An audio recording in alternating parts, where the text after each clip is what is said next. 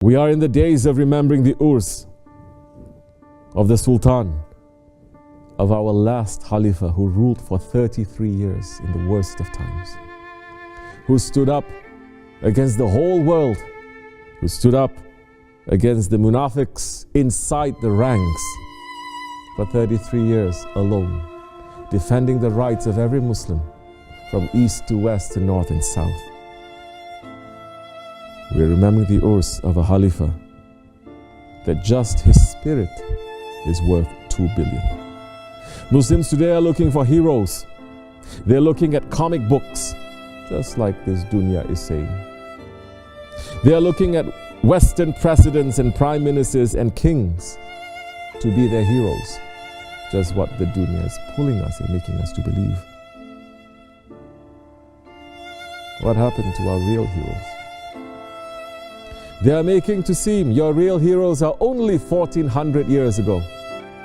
From 1400 years up till now, no heroes came.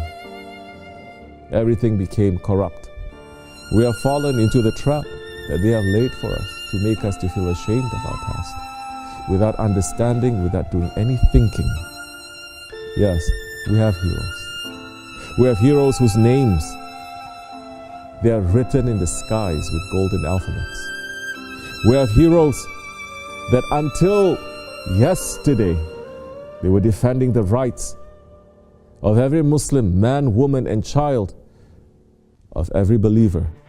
They're defending the rights even of the unbelievers, defending the rights of Hazrati Insan. Ulu Hakan, Sultana Abdul Hamid Hana.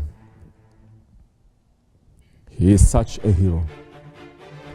He is the most important hero in the last 100 years that we must remember.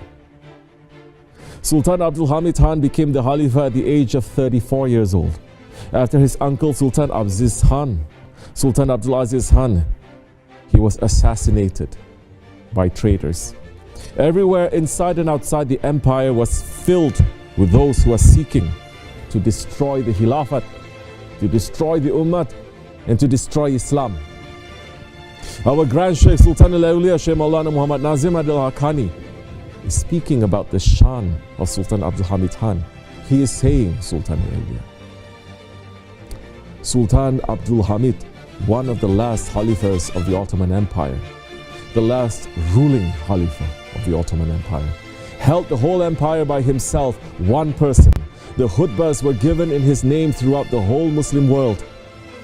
He kept the trust, the imanat of the Prophet ﷺ. He also worked with his hands. Yes, he sold his work and he ate from its earnings. He found time for that amidst the work of a huge empire. He never sat upon his throne for judgment until he had made the Nakshbandi wirid, recited from the Quran, recited from Dalailul Khairat, prayed Ishraq, and he prayed Duha. Then he would come. He was such a person. There were blessings, there was barakat during his rule, more mercy. For 33 years he held the whole Ottoman Empire, that is the Islamic Empire, because he was the Khalifa keeping the flag of the Prophet ﷺ.